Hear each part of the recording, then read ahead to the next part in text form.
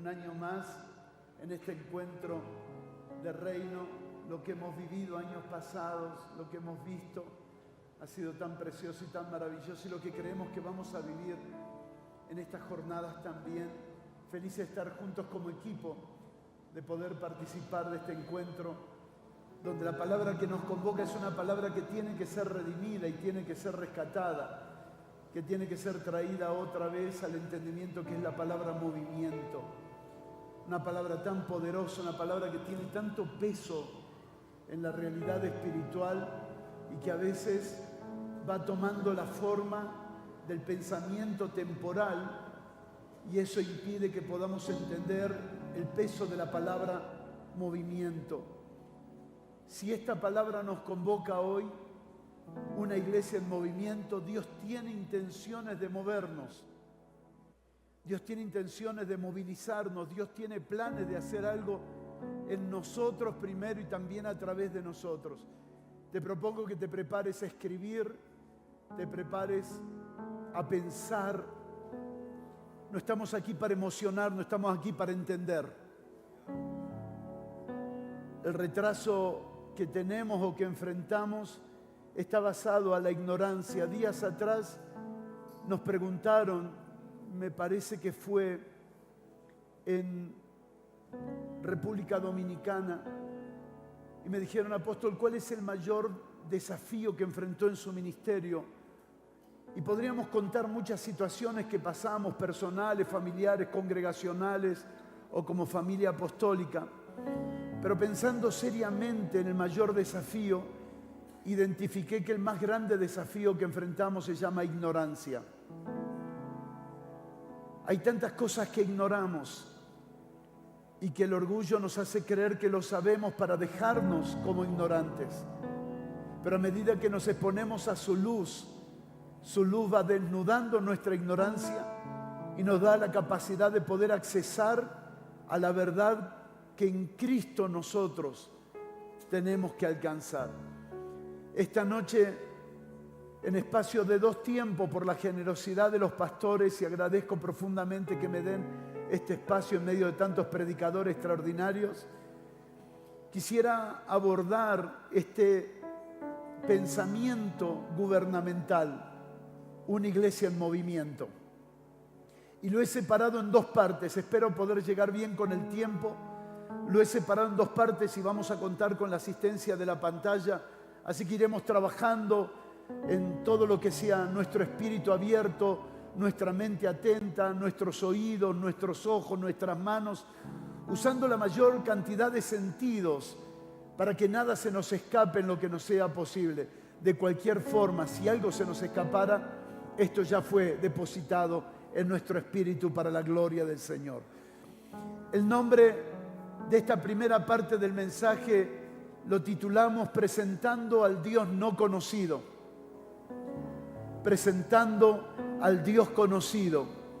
Porque si vamos a hablar de una iglesia en movimiento, necesitamos considerar que si hay una iglesia en movimiento es porque Dios está en movimiento. Y en esta primera parte hablaremos acerca de Hechos capítulo 17, verso 28. Hechos de los Apóstoles capítulo 17, verso 28. Cantamos de hecho hace unos momentos esta expresión: porque en Él vivimos y nos movemos y somos. 3 palabras extraordinarias que intentaremos en esta primera hora poder presentar a todos los que estamos aquí y a los que están participando también virtualmente. Porque en Él vivimos, porque en Él nos movemos, porque en Él somos. La razón porque la iglesia se está moviendo es porque Dios está continuamente moviéndose. Uno de los ejemplos claros de la iglesia en movimiento es este pasaje. Pero para entenderlo mejor, miremos el contexto. El contexto es Hechos capítulo 17, y les voy a pedir que me acompañen a buscarlo desde el verso 16 hasta el verso 31. No lo vamos a explicar detalladamente porque esa será la tarea del sábado en Caleo, Pero quisiera que leamos el contexto de este pasaje, porque una vez aprendí que la fuerza de las palabras tienen que ver con el contexto. El poder de las palabras tiene que ver con prestarle atención al contexto donde son dichos. Y Hechos capítulo 17, verso 28, tiene un contexto muy interesante. Un contexto que necesitamos mirar detalladamente, porque en este contexto Pablo va a presentar su mejor discurso, dichos por los teólogos e historiadores de la iglesia. El mejor discurso de Pablo, la mejor predicación de Pablo, el discurso en el Areópago. Una palabra extraordinaria. Dice Hechos capítulo 17, verso 16. Muchas gracias, mi hermana. Mientras Pablo los esperaba en Atenas, su espíritu se enardecía viendo la ciudad entregada a la idolatría. Así que discutía en la sinagoga con los judíos y piadosos y en la plaza cada día con los que concurrían. Y algunos filósofos de los epicúreos y de los estoicos disputaban con él, y unos decían: ¿qué querrá decir este palabrero? Y otros: parece que es predicador de nuevos dioses, porque les predicaba el evangelio de Jesús y de la resurrección. Y tomándole, le trajeron al Areópago diciendo: ¿podremos saber qué es esta nueva enseñanza de que hablas? Pues traes a nuestros oídos cosas extrañas. Queremos pues saber qué quiere decir esto, porque todos los atenienses y los extranjeros residentes allí en ninguna otra cosa se interesaba sino en decir o en oír algo nuevo. Entonces Pablo, puesto en pie en medio del Areópago, dijo: varones atenienses, en todo observo que sois muy religiosos, porque pasando y mirando vuestros santuarios, hallé también un altar en el cual estaba esta inscripción: al Dios no conocido, al que vosotros adoráis, pues sin conocerle es a quien yo os anuncio. Este es el punto de esta primera parte del mensaje. Al Dios no conocido, al que vosotros adoráis, pues sin conocerle es a quien yo os anuncio.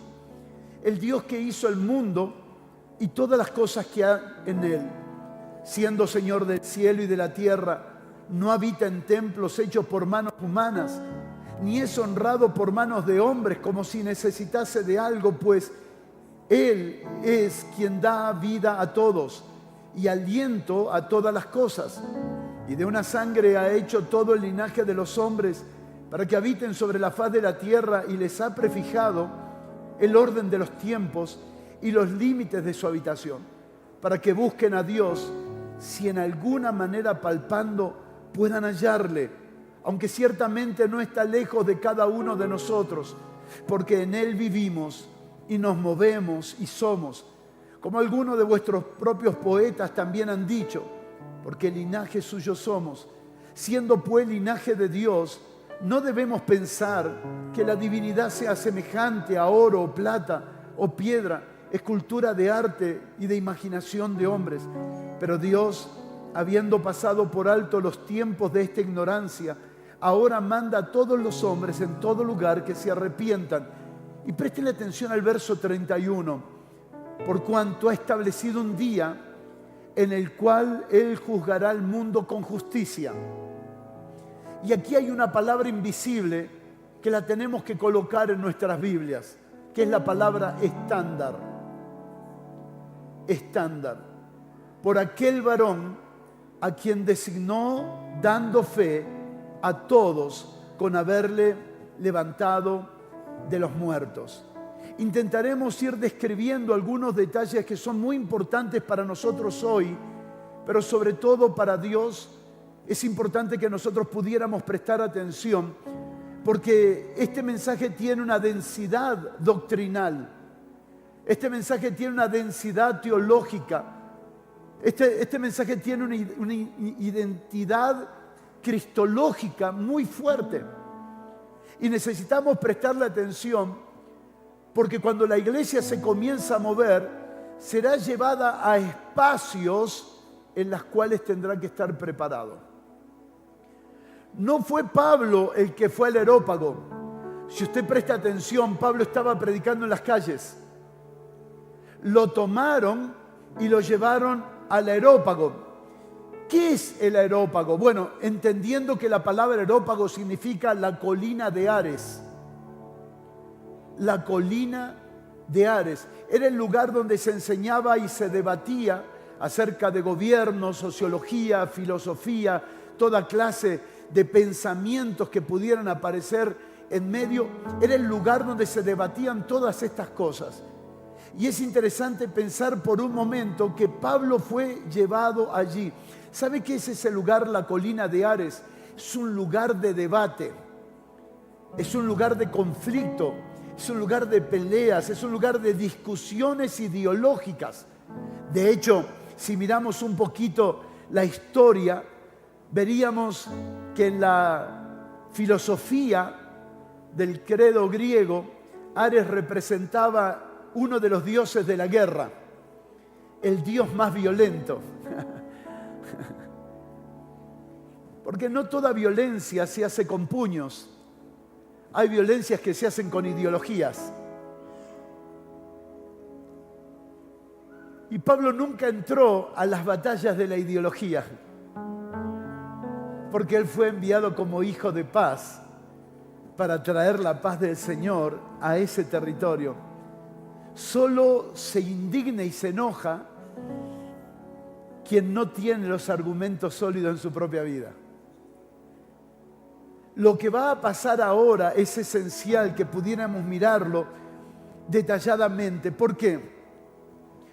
Porque todo lo que representa la colina de Ares, lo que nosotros llega como nombre Areópago, era un lugar de conflictos muy grandes. Y ahí no se podía inventar. Diga conmigo, no se podía inventar. En Argentina decimos no se podía chamullar. Ahí había que tener fundamentos sólidos, fundamentos firmes, fundamentos eternos. Según los teólogos dicen que esta presentación de Pablo es la presentación más brillante que Pablo enfrenta. Es la exposición más brillante que Pablo presenta en tan pocas palabras. Tal vez para algunos de nosotros nos cuesta mirar detenidamente todo lo que expuso en 5 versos, porque tiene un peso cada palabra. Nos lleva a la eternidad en 5 segundos. Y la mente humana en esto se pierde inmediatamente. Pero quien conoce a Dios encontrará las riquezas que aquí Pablo comienza a mostrar. ¿Qué es el Areópago? El lugar donde el reino vence. ¿Qué es el Areópago? El lugar donde todas las filosofías son derribadas, donde todos los argumentos caen, donde nadie puede sostener ante esta verdad su posición. Es el lugar donde un hombre que conoce a Dios destruye por completo los argumentos que la humanidad levantó sin Dios. No es cualquier palabra, no es cualquier predicación. De hecho, hemos tomado mucho tiempo para mirar detalladamente lo que va a pasar aquí. Porque para nosotros, las últimas décadas, el Evangelio se volvió sensacionalista. Por favor, si los jóvenes pueden anotar, anoten. El Evangelio se volvió más sensacionalista por la incapacidad de defender nuestros fundamentos, por la incapacidad de defender nuestra fe. Para nuestros jóvenes la palabra apología está muy lejos. En el vocabulario de nuestros jóvenes la palabra apologetas, apología, defensa de nuestra fe, no es una palabra muy importante o trascendental. Y mientras nosotros edificamos un evangelio de sensaciones, las batallas se pelean en los argumentos de la mente. Mientras nosotros nos preocupamos que la gente sienta más fuego, es nuestra incapacidad de presentar la verdad de Dios como debe ser presentada. Nos hemos vuelto una generación sensacionalista, porque es más fácil, venga que te oro y que sienta fuego y te caigas. Sin embargo, los argumentos en la mente de nuestros jóvenes siguen igual. Y mientras nuestras escuelas y nuestras universidades llenan de argumento a las generaciones, Mientras nuestra sociedad está siendo invadida por filosofías, por ideologías, por culturas que se van formando de generación en generación por principados y potestades que le van dando forma a las generaciones, la iglesia solo pierde el tiempo en el sensacionalismo. Diga conmigo, por favor, en voz alta: no estoy aquí para sentir, estoy aquí para entender. No estoy aquí para sentir, estoy aquí para entender. No esperes sentir algo, porque lo que nos tiene que pasar es que se nos tiene que formar un entendimiento tan sólido por la palabra que lleguemos a defender nuestra fe sobre todos los argumentos sociales, sobre todos los argumentos filosóficos, sobre todos los argumentos que se están presentando en todos lados. No podemos seguir pensando que un recibí será suficiente para una generación como la nuestra.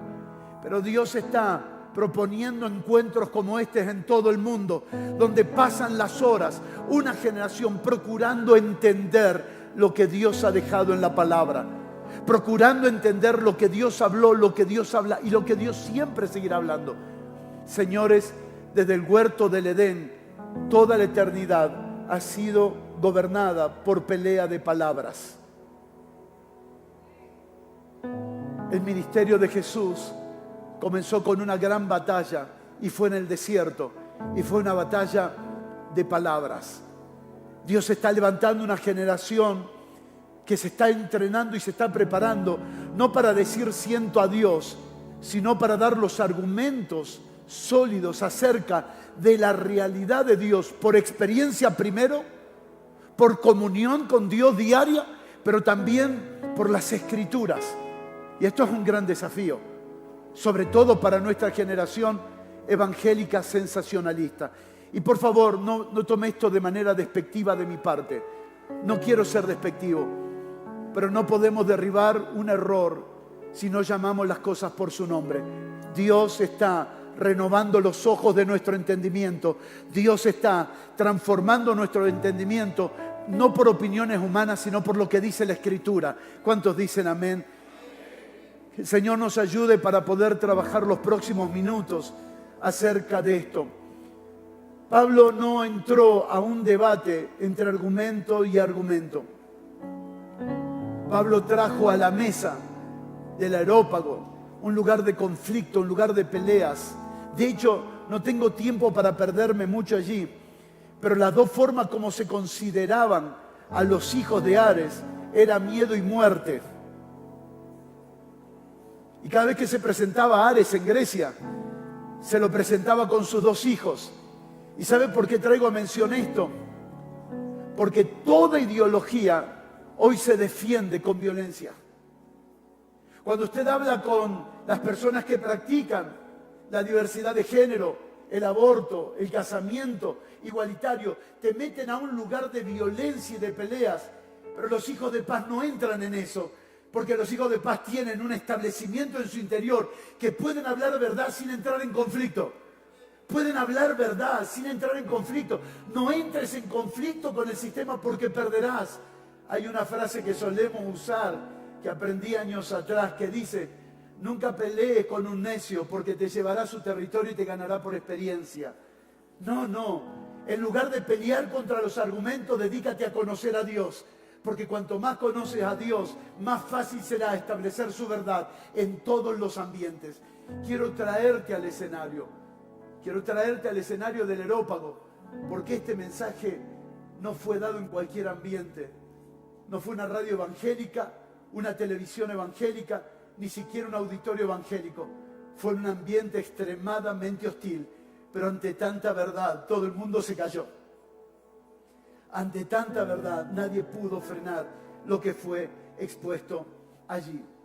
¿Qué es lo que expone Pablo en este ambiente? Que él conocía al que ellos desconocían. Que ellos adoraban por desconocimiento, pero que él adoraba por conocimiento. Y he pensado muchas veces si tal vez alguna de nuestras reuniones no es semejante. Adorar al Dios que no conocemos. ¿Cuáles son las 3 evidencias de que lo conocemos? Las 3 evidencias que lo conocemos es: en Él vivimos, En Él nos movemos. En Él somos.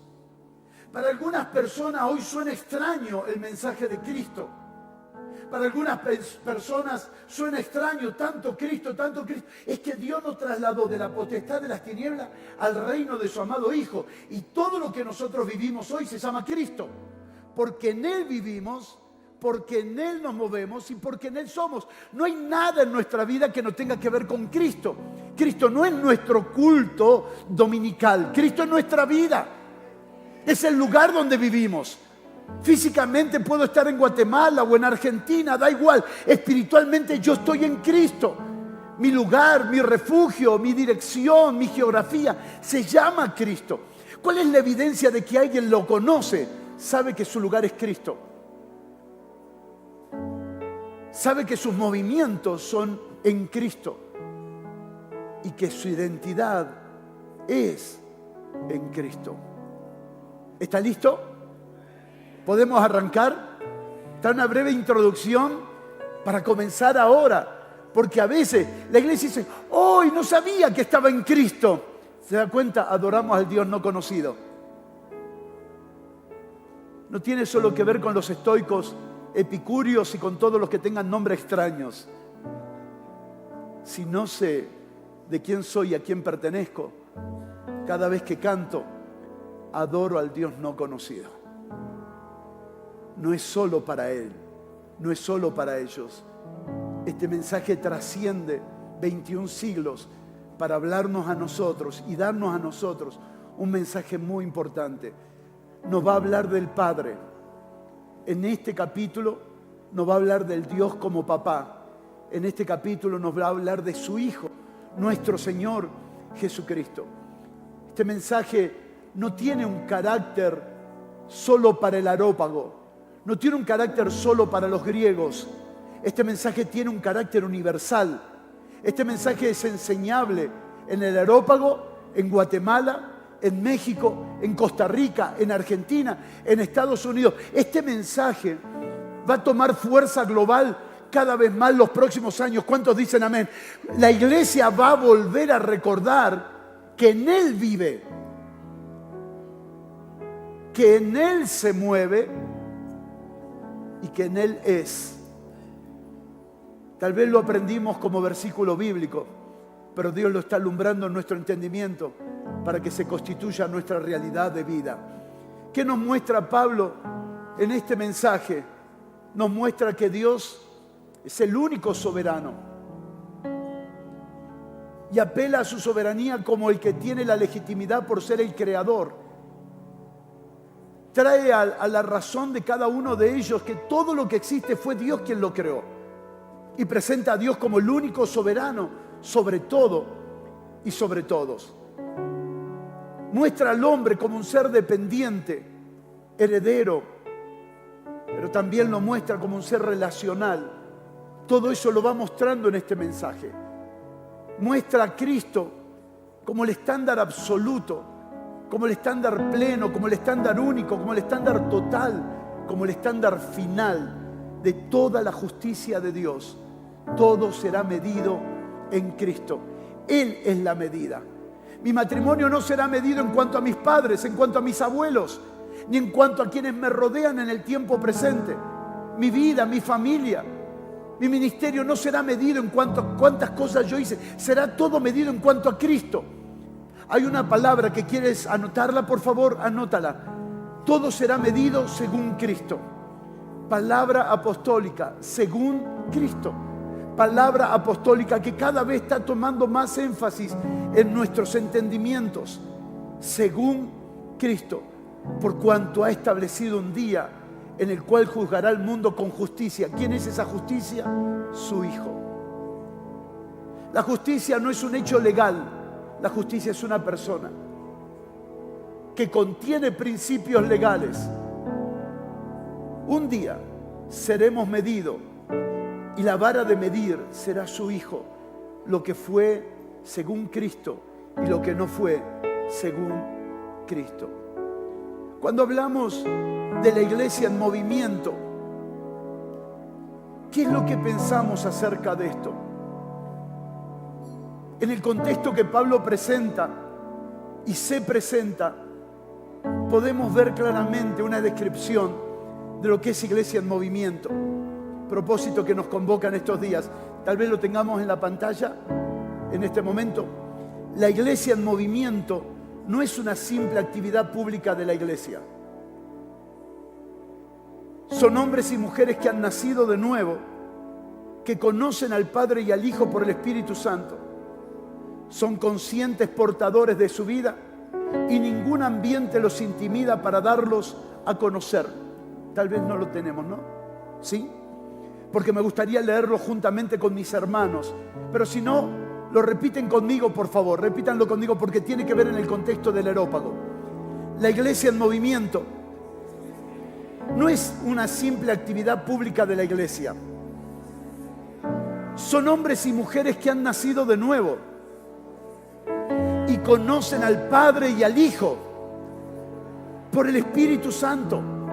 Son conscientes, portadores de su vida, y ningún ambiente los intimida para darlo a conocer.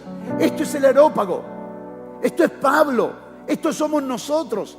Hermanos, no podemos confundir la Iglesia en Movimiento como una actividad pública. En nuestra nación continuamente hay ciertos movimientos que dicen tenemos que manifestarnos, tenemos que salir a la calle, y pensamos que eso es la Iglesia en Movimiento. La Iglesia en Movimiento es una generación que ha nacido de nuevo, que conoce a Dios en verdad, que conoce el pacto entre el Padre y el Hijo, que son conscientes de la vida que los habita. No son movimientos más, no es otro movimiento. La Iglesia en Movimiento es el movimiento de Dios en la Iglesia. ¿Se anima a gritarlo para que los que están escribiendo lo puedan escribir? La Iglesia en Movimiento es Dios moviéndose a través de la Iglesia. Es Dios moviéndose a través de la Iglesia. El sábado, si Carlos todavía lo considera, explicaré detalladamente el mensaje del Areópago. Cada detalle merece ser estudiado de tal manera, porque ese es el ambiente más alto, es la medida más alta que Pablo tuvo que enfrentar de desafío. La filosofía más alta de sus días, el pensamiento más alto de sus días, los pensadores más grandes de sus días. Señores, y sobre todo la mente de Cristo venció.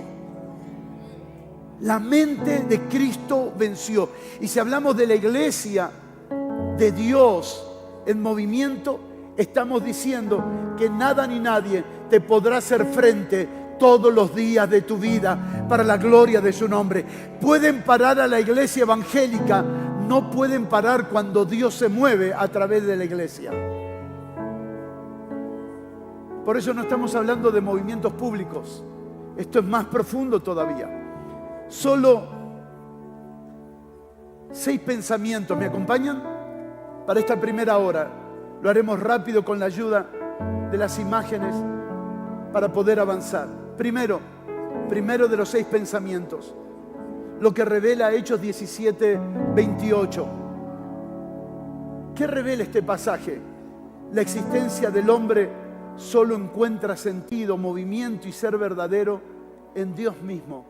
Y esto es revelado en Cristo. El hombre no puede encontrar su esencia absolutamente en nada a menos que sea en Cristo. Cristo es la esencia de la razón de todo ser humano. ¿Se acuerdan? Porque en Él vivimos y nos movemos y somos.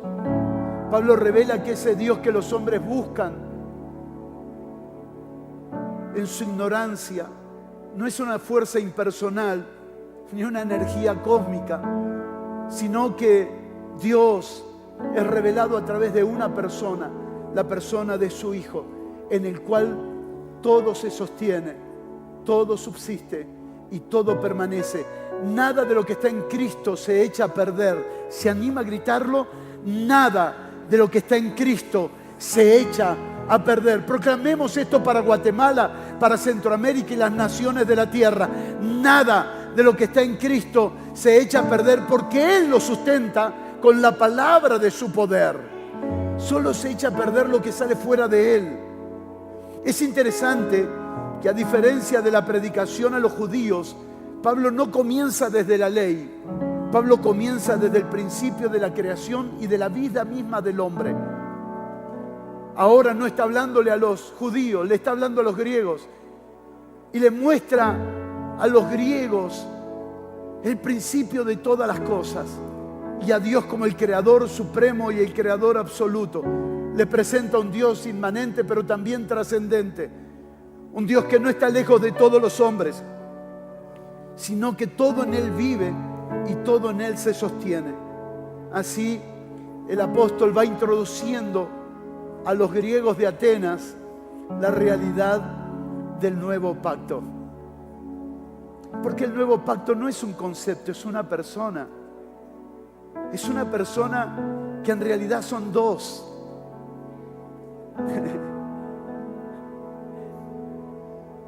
Jesús dijo, el Padre y yo somos uno.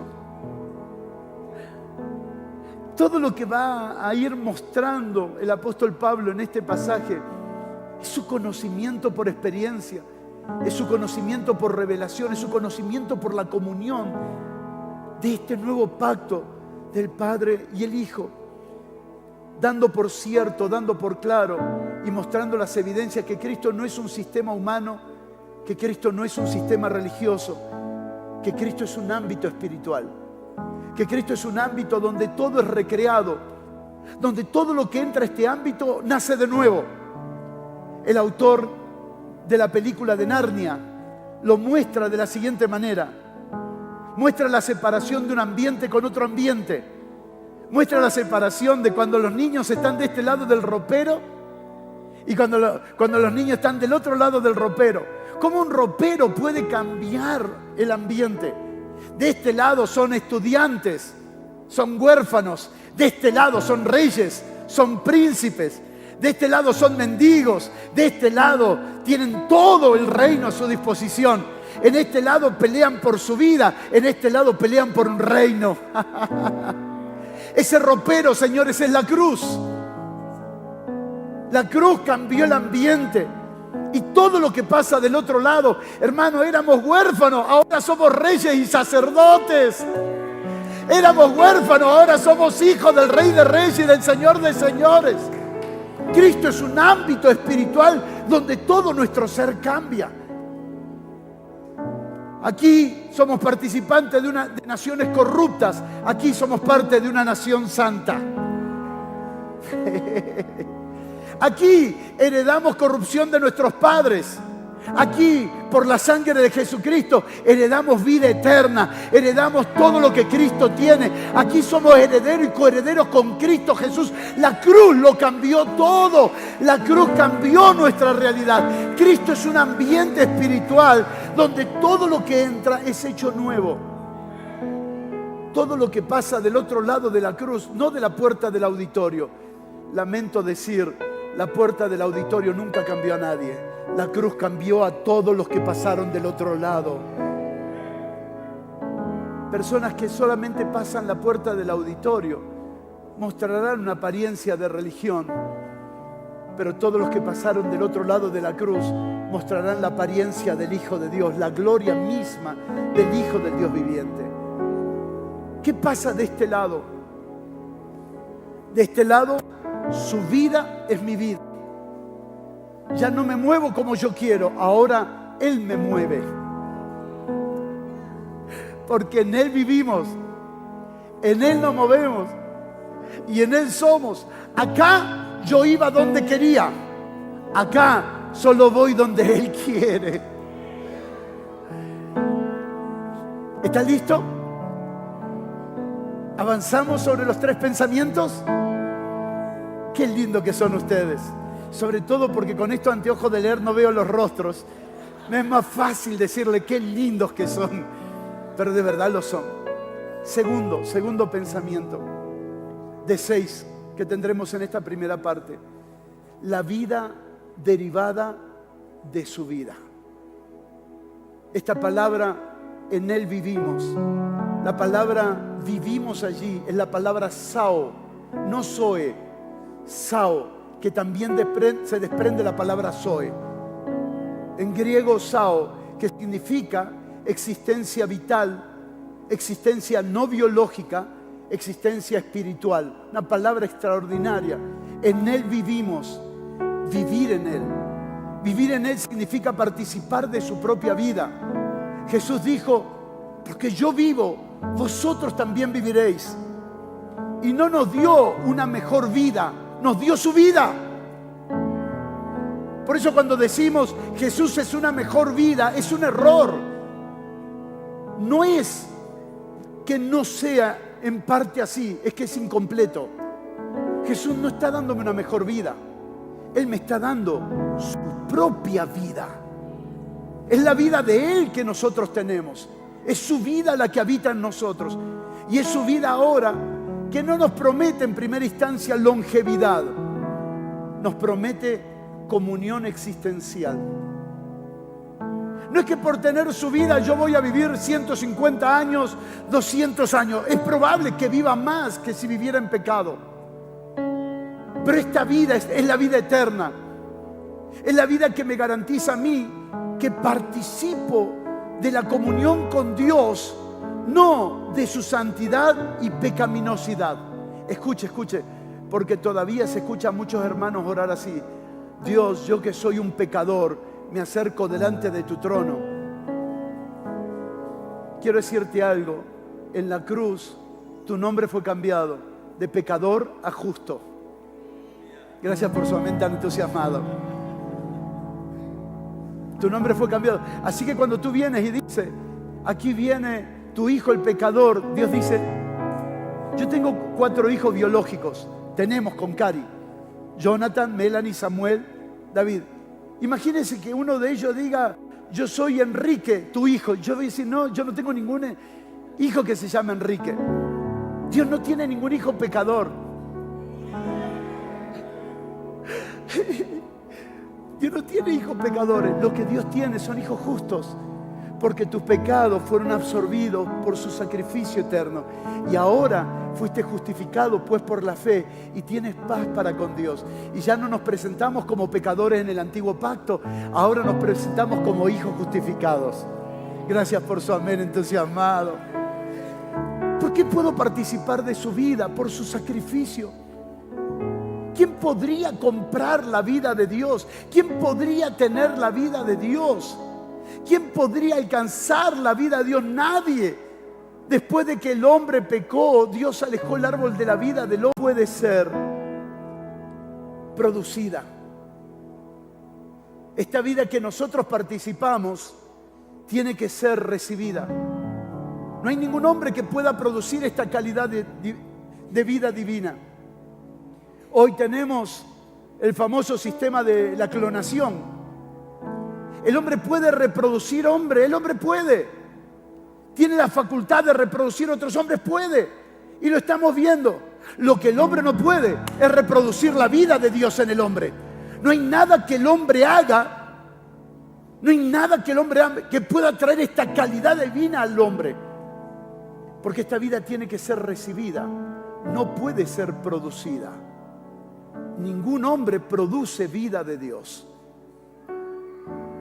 Mis hijos tienen que recibir la vida de Dios. Mis nietos tienen que recibir la vida de Dios. Mis bisnietos tienen que recibir la vida de Dios. Necesitamos que los que están a nuestro lado reciban la vida de Dios, porque hemos pensado que nosotros podemos producir esta vida simplemente por ser pastores, por ser líderes, por ser creyentes. Ningún hombre puede producir esta vida en otros. Esta vida tiene que ser recibida. Y entonces, cuando alguien la recibe, alguien la imparte. Pero tiene que ser recibida. Segundo, esta vida fue diseñada para ser compartida. Esta vida es corporativa. Esta vida no es individualista.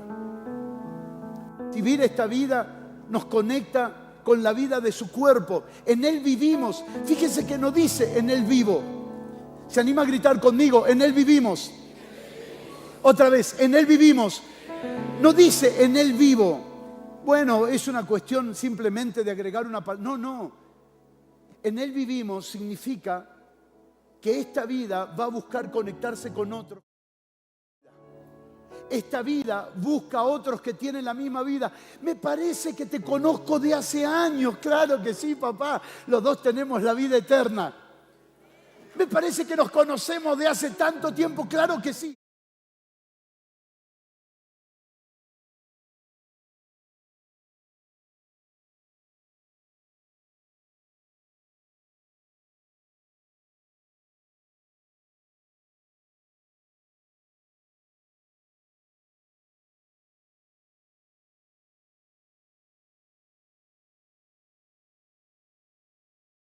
¿Quiere levantar sus manos?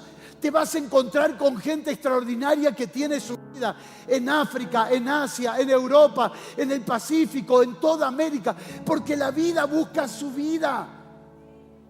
Y nos comenzamos a encontrar. No es un encuentro de intereses personales, eso dura poco tiempo.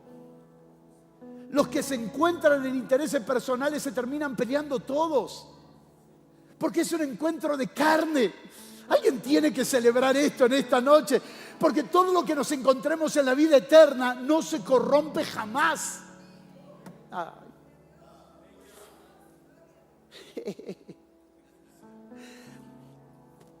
Todo encuentro en la carne es corruptible y tiene los días contados.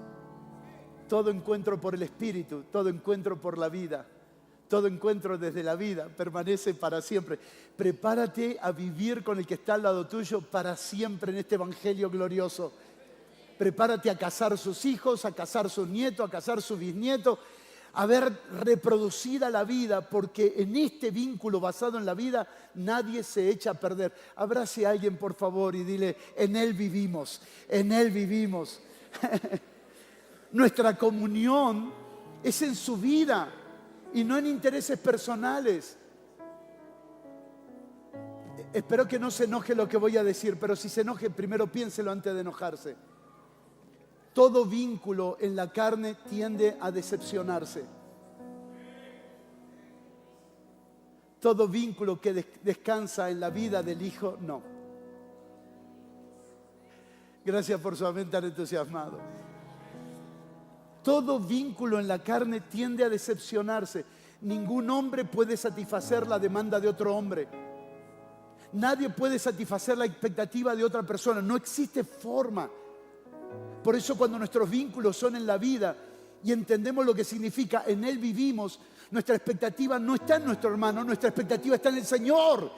Porque el Señor nos llena, porque el Señor es nuestra vida, porque el Señor es nuestro gozo. Y si los que están al lado nuestro fallan, no hay problema. El Señor nos enseñó: así como yo te perdoné, tú tienes que perdonar.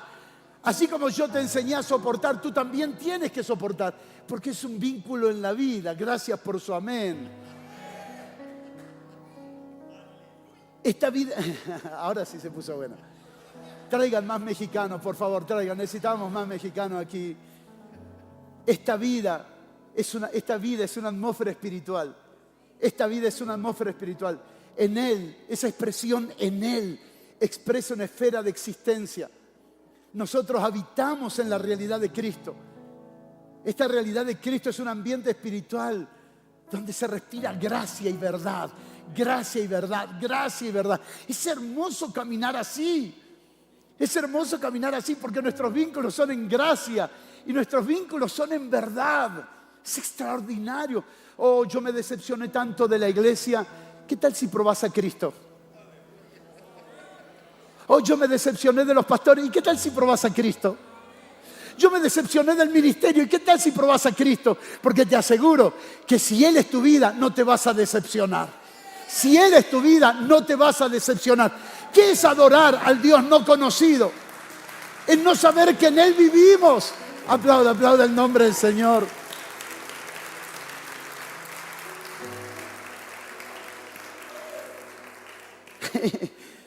Porque la ley del Espíritu de vida en Cristo Jesús me ha librado de la ley del pecado y de la muerte. Ahora vivimos en una ley superior, la ley del Espíritu de vida. Hablamos en Él vivimos. Usted puede sacar muchas más cosas todavía.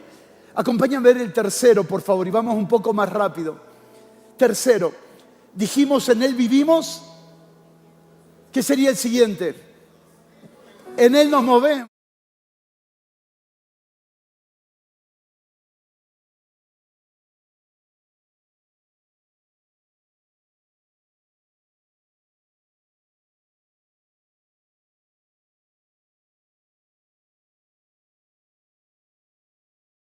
Ahí está la palabra en griego.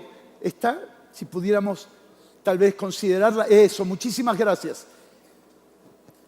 La palabra en griego nos movemos, no se la voy a decir yo para no dañar el griego. Es kinomeuta, pero no quise demostrar mi capacidad griega. No sé hablar español y me quiero hablar el griego, ¿no? ¿Qué significa esta palabra nos movemos? Indica movimiento intencional por naturaleza. Kinomeuta. Movimiento intencional por naturaleza. ¿Cómo funciona el pez? Movimiento intencional por naturaleza. Y el perro y el ave, movimiento intencional por naturaleza. ¿Cómo Dios quiere que nos movamos?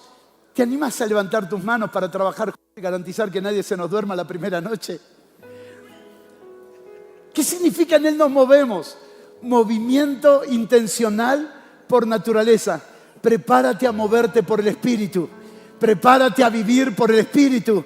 Prepárate a pensar por el Espíritu. Prepárate a sentir por el Espíritu. Prepárate a ser dirigido por el Espíritu. Donde todos los movimientos son por el Espíritu. Levantarte a las 3 de la mañana a orar por alguien, por el Espíritu. Ir a una casa, ir a una región, ir a un lugar movido por una naturaleza. Es un movimiento intencional aquí adentro. En Él nos movemos. No es que todos los días Dios saca su teléfono rojo y dice, Batman, ¿no? Batman, te necesito en Guatemala ahora.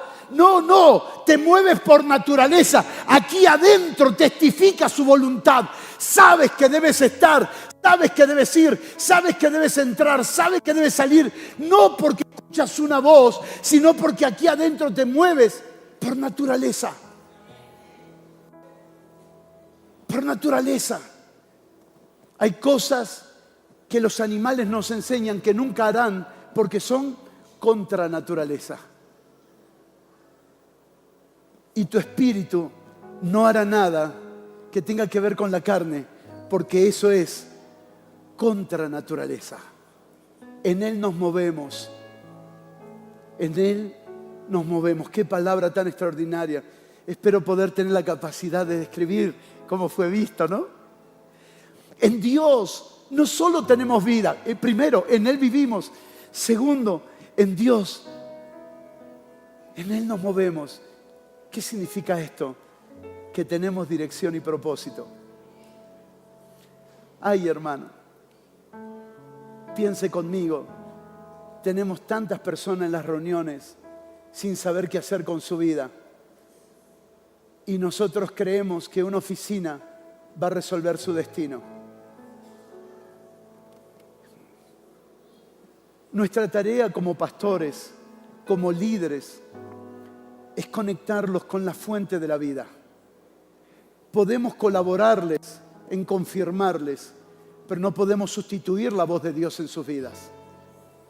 Hay muchas personas que se han vuelto dependientes de que alguien le diga todo el tiempo lo que debe hacer, porque no saben que en Él nos movemos. Saber que en Él nos movemos nos permite honrar a nuestras autoridades, pero no depender de nuestras autoridades. Nuestras autoridades no colaborarán, claro que sí, lo veremos más adelante, pero no pueden tomar el lugar de aquel que debe movernos. Nos movemos en Él. Necesitamos ser entrenados en la vida que nos habita, para que sea la vida la que dé testimonio. ¿Cuál es el próximo paso? Devolverle a los hermanos la responsabilidad de sus vidas. Devolverle a cada familia la responsabilidad de sus destinos. Devolverle a cada matrimonio la responsabilidad de su futuro.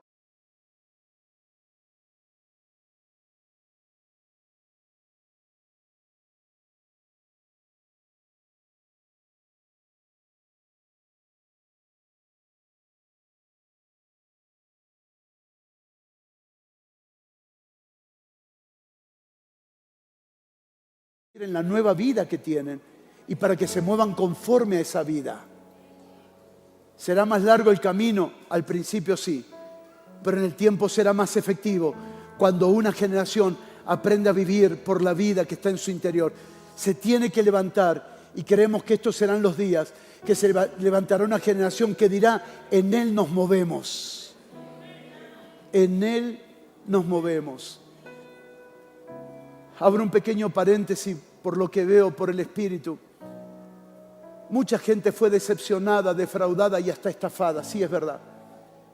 Pero eso fue porque no nos movimos en Él. Porque tú no puedes estafar a alguien que se mueve en Cristo. No hay forma de engañar a alguien que vive en la verdad.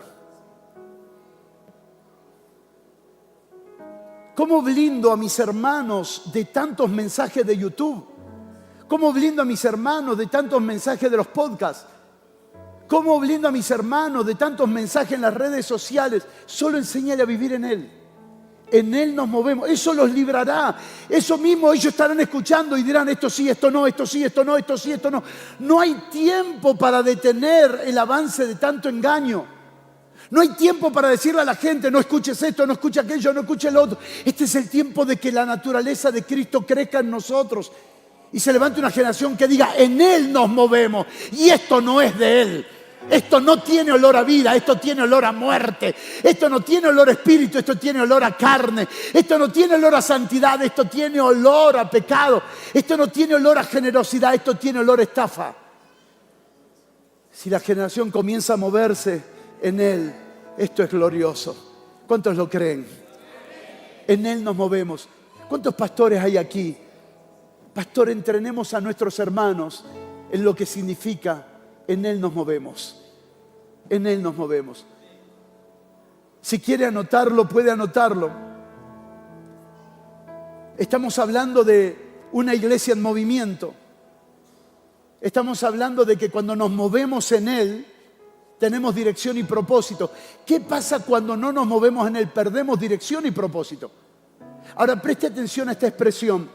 El movimiento sin vida, ¿qué es?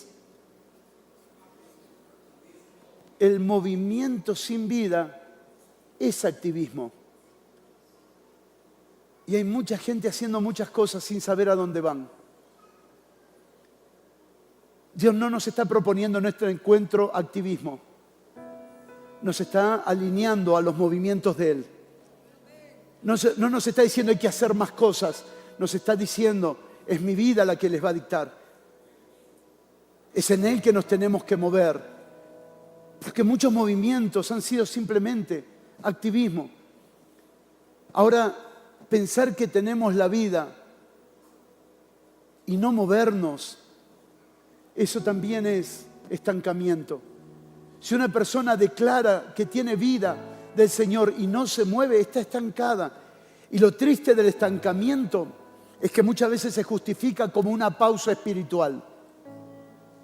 Para los que están anotando, la pausa espiritual es una mentira de los estancados.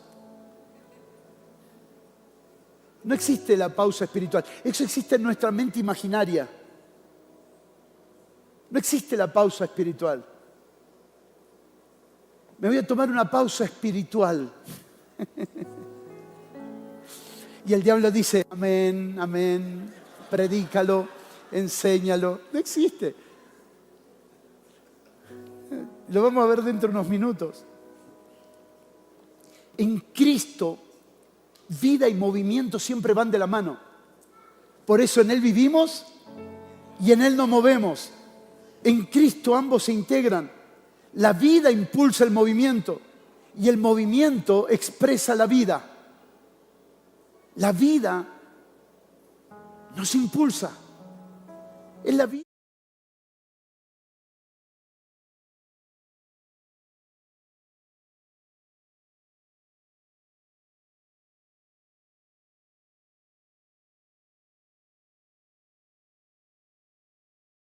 Esenciales que surgen de aquí, que debemos considerar para poder analizar si nuestros movimientos son desde la vida o si nuestros movimientos son simplemente actividades humanas. Toda acción que nace de su vida contiene reposo. Toda acción que nace de su vida contiene reposo. ¿Cómo sé que su vida me está impulsando? Porque estoy en reposo. Algunos están como Marta, desesperada por hacer más cosas, y de pronto le dicen a Jesús: mira los vagos que tengo a mi lado. Imagínense un pastor diciendo: mira esta congregación que no quiere hacer nada. Marta. Hay una canción en Argentina, Marta. No, usted no la conoce porque usted es santo.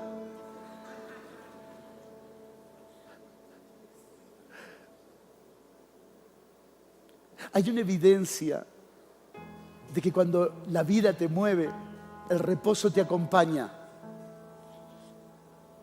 Tu mente está en reposo, tu corazón está en reposo. Y las únicas veces que tu corazón o tu mente no están en reposo es cuando sientes que algo debería estar de una manera y no está como debiera estar. Y entonces entra en acción lo que significa corregir lo deficiente.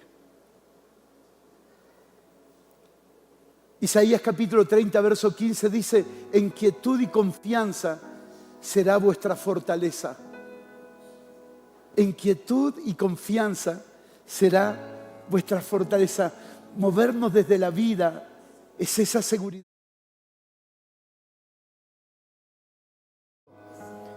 Cuando nos impulsa la vida, hay una fuerza extraordinaria.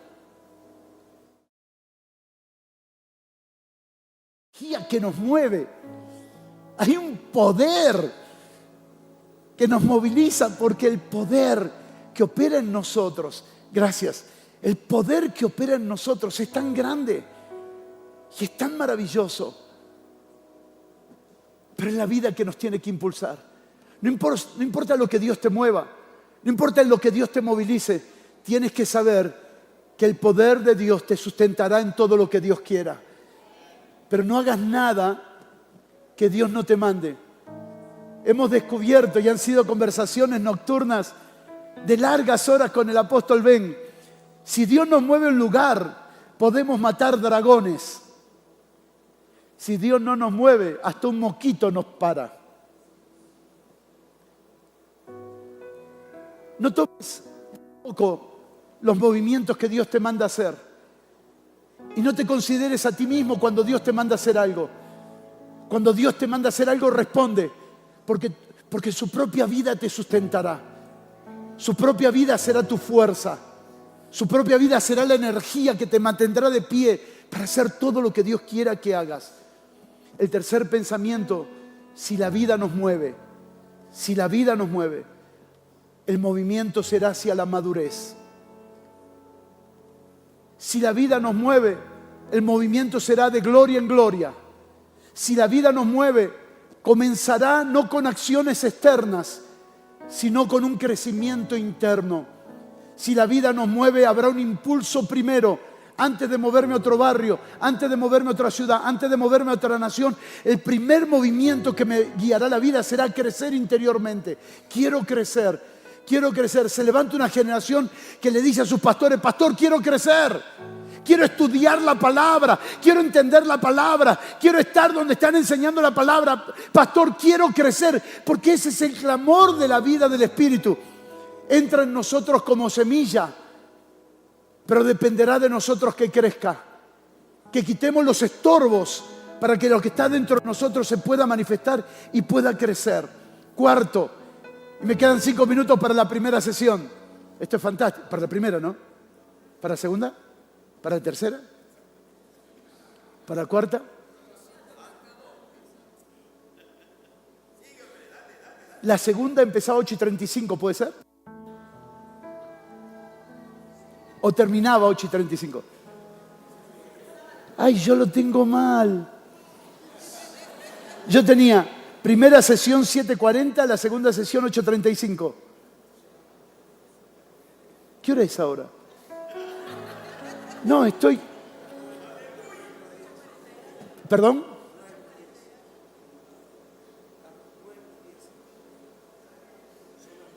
Son las 9:10. Tendría que terminar 9:30, ¿puede ser? No. Me pasaron mal el programa, perdón. Yo estoy disfrutando de esto. Me perdí en la eternidad. ¿Ves? No quiero ganar solo. Podemos parar aquí si les parece. Podemos parar aquí si les parece. ¿Sigo? Dios mío, qué vergüenza. Solo alguien después dígame que no me equivoqué mucho. Vimos, en Él vivimos. Vimos, en Él nos movemos. No son nuestros movimientos, son los de Él. Y ahora tercero, en Él somos. Vamos, cuarto punto. Y somos nuestra identidad en el ser divino. Este verbo ser, somos, es una palabra en griego interesante. Es una palabra que expresa esencia, existencia esencial, la base de todo nuestro ser. Pablo no dice, en Él vivimos, en Él nos movemos y en Él tenemos. ¿Cómo dice? En Él vivimos, en Él nos movemos y en Él somos. Él no dice, llegaremos a ser. Él dice, ya somos. Nuestra verdadera identidad ontológica está en Él. Nuestra identidad está en Él, no está en nuestro título, no está en nuestro ministerio, no está en nuestra profesión, no está en los bienes que poseemos. Nuestra identidad es Él. En Él somos. Y esto es mucho más profundo de lo que pudiera expresar rápidamente. Pero quiero mostrar algunas cosas. Necesito encontrar mi identidad en Cristo. Necesito encontrar mi identidad de verdad en Él. En Él soy. Porque todo el tiempo mi identidad es la que está siendo tentada. No tomes a la ligera esto, porque nuestra identidad es lo que es continuamente tentada. ¿Cuáles fueron de las tres tentaciones, las dos tentaciones primeras? Si eres hijo de Dios, si eres hijo de Dios.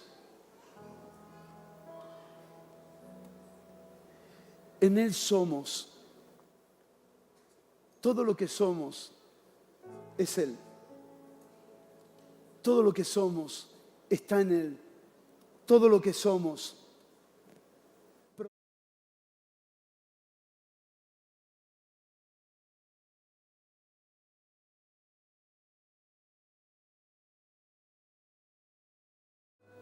Si no puedo verme que en Él somos, viviré fragmentado. Un día me levantaré y diré, soy hijo de Dios. Al otro día, soy Gustavo.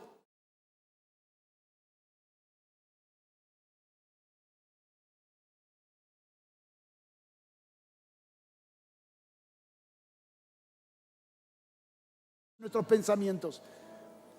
Toda la sociedad está intentando fragmentar nuestra identidad. Por ejemplo, si usted va a un negocio, ¿qué es? Un cliente. Y si vas a un hospital, o eres el doctor o eres el paciente. Si vas en un avión, en un subte, en un tren, en un ómnibus, eres un pasajero. Los lugares van tratando de definir quiénes somos. Los ambientes van tratando de definir quiénes somos. ¿Cómo puede ser que la puerta de un mall me cambie de una persona común y corriente, un ciudadano común y corriente, a ser ahora un potencial cliente? Paso la puerta de un hospital y cambia el ambiente, lo que soy. ¿Por qué necesito comprender esto?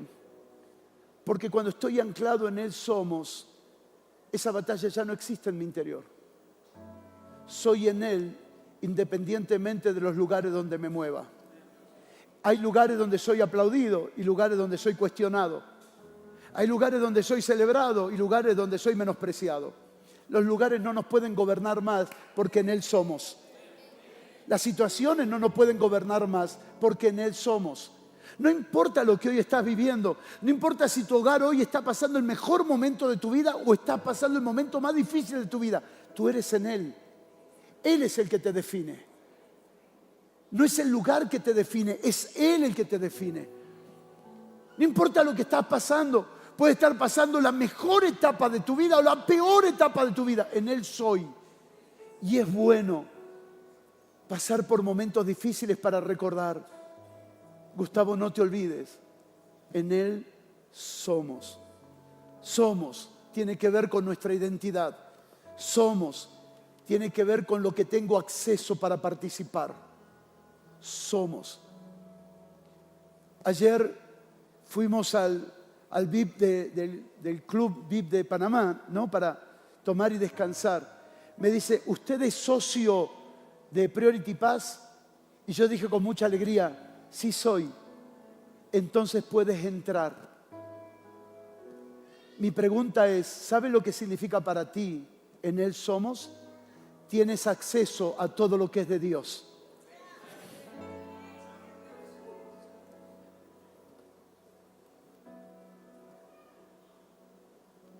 Tú tienes acceso a todo lo que es de Dios, porque en Él somos.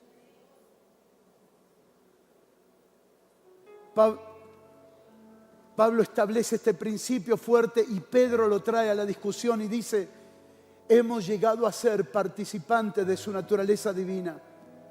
Disfrutamos ahora de una comunión profunda con su ser. Disfrutamos ahora una profunda comunión con nuestros hermanos. Podés venir, Miki, aquí adelante.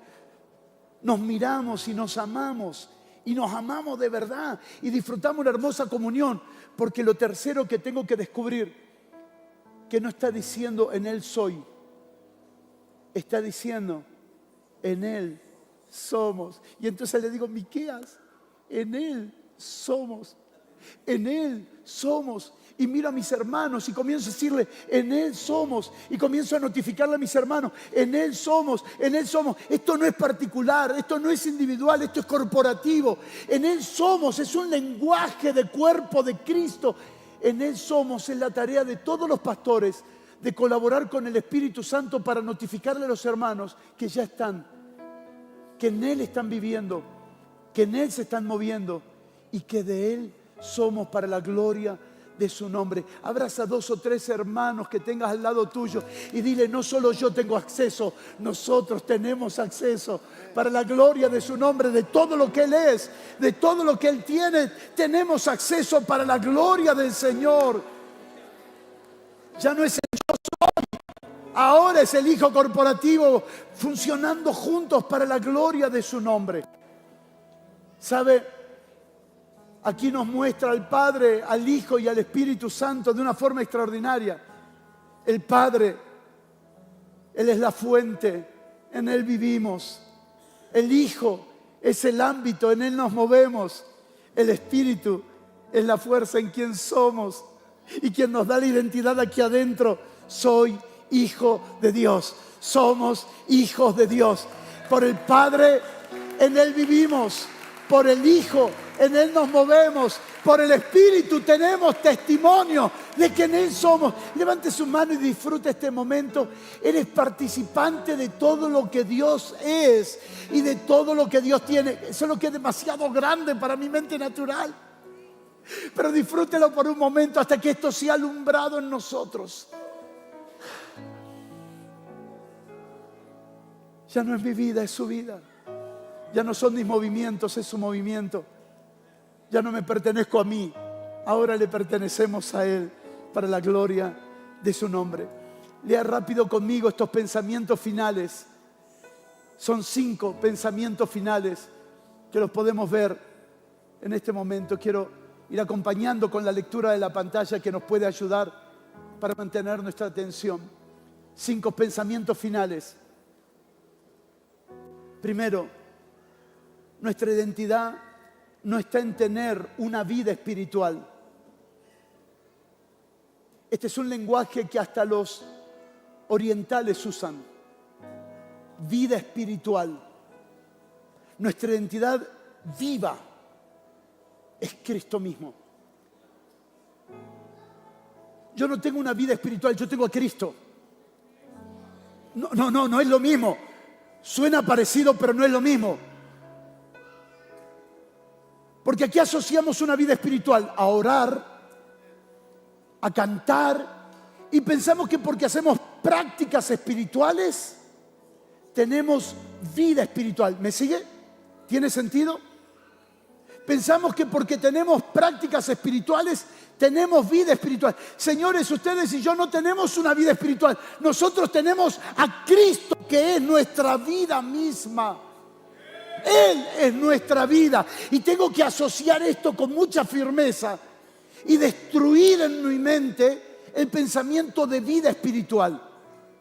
Tú tienes algo más grande que una vida espiritual. ¿Sabe cómo se maneja el concepto de vida espiritual? El concepto de vida espiritual está totalmente relacionada a las prácticas espirituales. ¿Qué hombre más espiritual?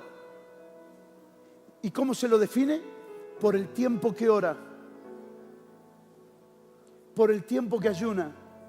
Jesús dijo algo, ¿saben? Los religiosos aman orar. Cuando lo escuché días pasados de un predicador americano, me impactó, porque él colocó el acento en esta expresión: el religioso, el hipócrita, ama orar. ¿Sabe cómo se llama eso? Vida espiritual. Pero esa vida espiritual no es Cristo. Personas que ayunan porque aman ayunar, pero esa vida espiritual no es Cristo. Porque si no, tendríamos que hablar que los orientales tienen vida de Cristo, que los que pasan días enteros apartados en meditación tienen vida de Cristo. No, vida espiritual no es lo mismo que vida de Cristo. De hecho, tal vez ante los ojos de los hombres tú no tengas una vida espiritual porque tú disfrutas de algo más valioso, que es eterno, que es la misma vida del Hijo de Dios. ¿Por qué tus discípulos comen con las manos sucias?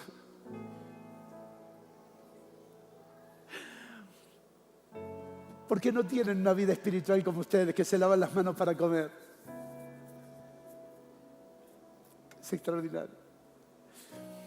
Segundo, nuestra dependencia de Él es porque hemos entendido que todo movimiento fuera de Él desordena. ¿Por qué nos movemos en Él? Porque fuera de Él desordenamos todo. Ya lo vimos en el huerto. Ya lo vimos en todo el Antiguo Testamento y todo el Nuevo Testamento. Movernos cuando Dios no nos envía desordena. Hechos capítulo 15, verso 24 al 28. No lo vamos a leer ahora, pero tenlo en tus notas. Han salido de nosotros. Nosotros no hemos dado orden. Y ellos han perturbado vuestras almas. Todo lo que no se mueve en Él, en lugar de producir orden, produce desorden. En lugar de producir plenitud, produce vacío. Tercero, nuestra comunión con Él implica vivir en el cuerpo, no en aislamiento. En Él vivimos, nos movemos y somos. Nuestra dependencia de Él, nuestra comunión con Él. Ahora hablemos de nuestra madurez. Nuestra madurez está en conocerlo cada vez más a Él. Es lo que hizo Pablo en el Areópago. Dio a conocer su conocimiento del Padre y del Hijo. Nuestra madurez está en conocerlo a Él y todas las cosas que tenemos en Él. Él es la clave de toda edificación. Él es el centro de todo proceso de madurez. No maduramos por conocer más Biblia, maduramos por conocerlo más a Él en la Biblia. Maduramos porque lo vamos descubriendo, porque todo lo que voy viendo tiene su rostro, porque todo lo que voy conociendo tiene su imagen, porque todo lo que voy viendo tiene su sustancia. Y ese crecimiento en el conocimiento va produciendo una genuina madurez. Y quinto, nuestra misión. Quisiera dejar claro que nos movemos desde su naturaleza, no desde la necesidad humana.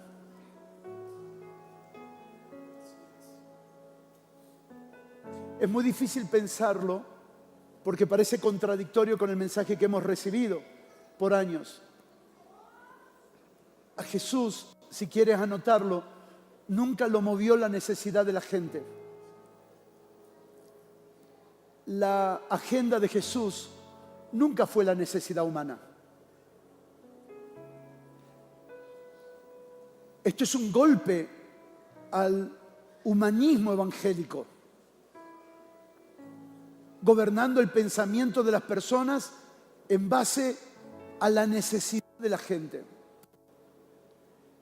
Si usted estudia responsablemente, descubrirá que Jesús solo hizo lo que vio al Padre hacer. Por eso que en el pórtico de Betesda habían muchos enfermos y solo sanó a uno, al paralítico. ¿Por qué no sanó a todos? Porque Jesús dijo, lo que veo hacer al Padre, eso hago. En Él nos movemos. ¿Podía haber sanado a todos los demás? Claro que sí, pero si lo hacía, salía fuera ¿de quién? Del Padre. ¿Tiene sentido? Todo lo que veo hacer al Padre, eso hago. ¿Cuántos endemoniados quedaron después de que Jesús murió? Muchos. No liberó a todos los endemoniados. ¿Cuántos enfermos quedaron después que Jesús murió? Muchos. De hecho, había un joven que hacía 40 años que estaba en el pórtico de Salomón, ¿sí o no? ¿Cuántas veces Jesús pasó por ahí y nunca lo sanó? ¿Cuándo traían al paralítico? Todos los días, dice la Biblia, todos los días. ¿Cuántas veces Jesús pasó por ahí y no lo sanó? Señores, el Evangelio no responde a la necesidad humana, el Evangelio responde a la voluntad de Dios. Y Dios sabe a dónde ir. Porque el reino de los cielos es de los pobres en espíritu. Solo Dios sabe a dónde conducirnos. Solo Dios sabe a dónde llevarnos. Solo Dios sabe a dónde meternos, con quiénes entrar, en qué lugares entrar, en qué familia entrar. Hay algo que atrae a Dios. Escuchen, no fue la idea de Pedro ir a la casa de Cornelio. En Él vivimos, en Él nos movemos y en Él somos. Dios vio algo de Cornelio que Dios movió a Pedro a la casa de él. Prepárate, serás movido a los pobres en espíritu. Prepárate, Dios te enseñará a evadir a los orgullosos.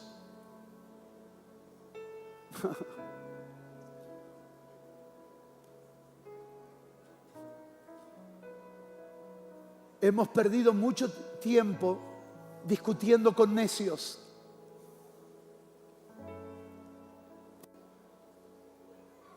Dios es atraído por los pobres en espíritu. Pastores, Dios atrae a Él, a los pobres en espíritu. Todos los que nosotros queremos llevar a Él, después nosotros nos tenemos que hacer cargo. Gracias por su amén tan entusiasmado. Dios tiene sobre la tierra su atención sobre los pobres en espíritu. Mateo capítulo 5, verso 3. Si quieres ponerte sobre tus pies, por favor.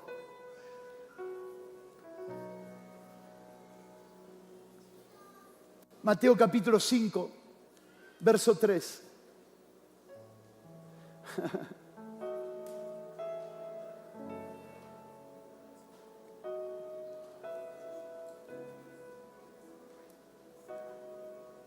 ¿Se anima a leerlo conmigo? Bienaventurados los pobres en espíritu, porque de ellos es el reino de los cielos. Dios no nos enviará a todos los musulmanes, nos enviará a los pobres en espíritu. Dios no nos enviará a todos los católicos, nos enviará a los pobres en espíritu. ¿A notificarles qué? A notificarles que de ellos es el reino de los cielos. Jesús dijo, cuando entres en una casa y no te reciban, no te hagas problema, sacúdete los pies. No, es que yo quería que fueran salvos, es que yo quería, ese es nuestro problema. Nuestro problema es lo que nosotros queremos y no lo que Dios quiere. Dios te va a enviar a los que Él sabe que están preparados para salvación. Dios te va a enviar a lugares clave, a personas clave. Pero esto se entiende, en Él vivimos, en Él nos movemos y en Él somos. Si tú vas a un lugar donde Dios no te envió, no encontrarás nada. Y no encontrarás a nadie. Si Dios te envía a un lugar, siempre habrá una mujer samaritana lista. Si Dios te envía a Jericó, siempre habrá un saqueo listo. ¿Por qué nos conviene entender? En Él vivimos, en Él nos movemos y en Él somos. Porque Dios nunca falla. Porque Dios nunca se equivoca. Dios nos está llevando a un nivel de precisión que no es natural, que no es experiencia humana. Dios nos está llevando a un nivel de certeza, a lugares específicos, con personas específicas. Los discípulos dijeron: Señor, manda fuego del cielo a Samaria y consúmelos, como Elías lo hizo. Y Jesús les dijo: ¿de qué espíritu sois vosotros? Y que lo que los discípulos y apóstoles no pudieron encontrar, Jesús lo encontró en una mujer pobre en espíritu, una mujer que tenía el corazón listo para recibir la verdad, una mujer que traspasaría los linderos de su conciencia, de su cultura, de su ideología, y sería confrontada con el Señor, y en ningún momento ella se endurecería. Dios sabe a quién ir. ¿Estás listo? La iglesia en movimiento es una iglesia muy puntual. La iglesia en movimiento no sale a la corrida de la locura. ¿Vieron cómo son las corridas de los toros en España? Abren la puerta y que salgan corriendo los toros. No, esto no es así, ¿eh? Dios no nos mandó como a los toros a salir a correr. No. Él nos mandó sobre esta premisa.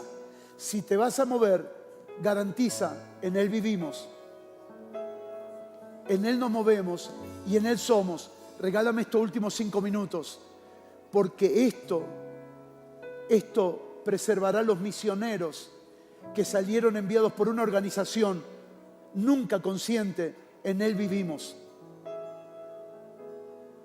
Y esperaron más de la organización que de aquel a quienes pertenecían. Este próximo envío que viene a toda la iglesia es un envío sin falla, sin errores, sin padecimientos innecesarios. Los próximos envíos que vienen serán extraordinarios. Los próximos envíos que vienen serán altamente efectivos, altamente eficaces.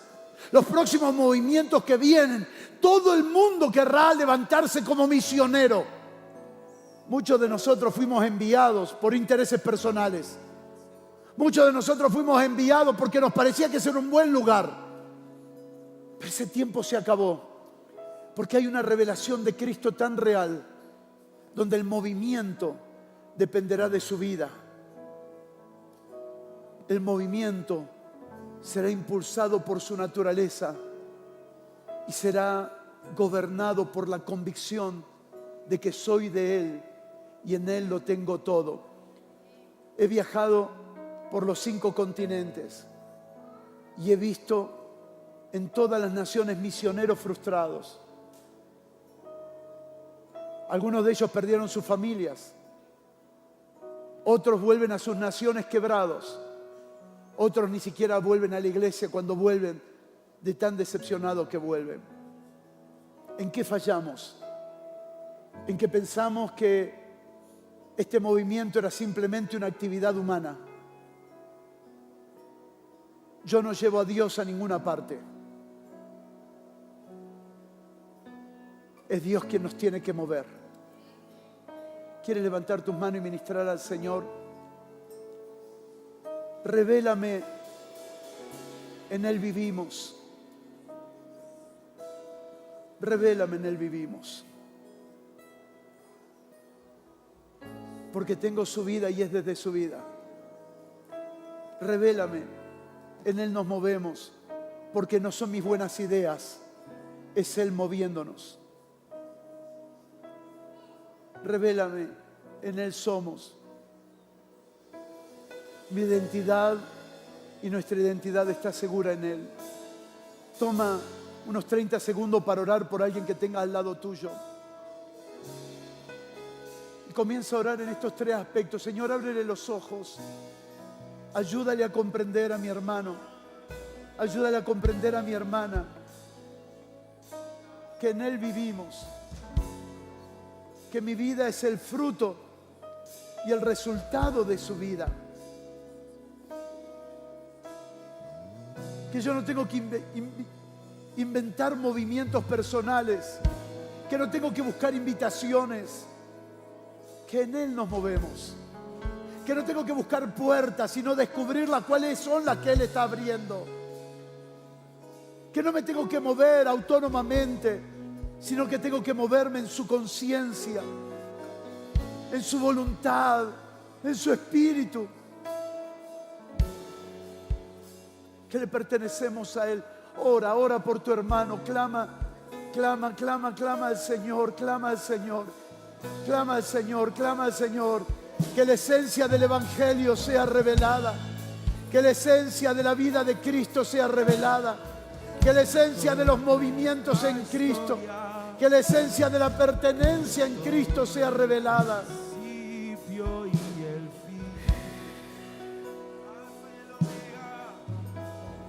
Oh Dios, oh Dios, oh Dios, oh Dios, oh Dios.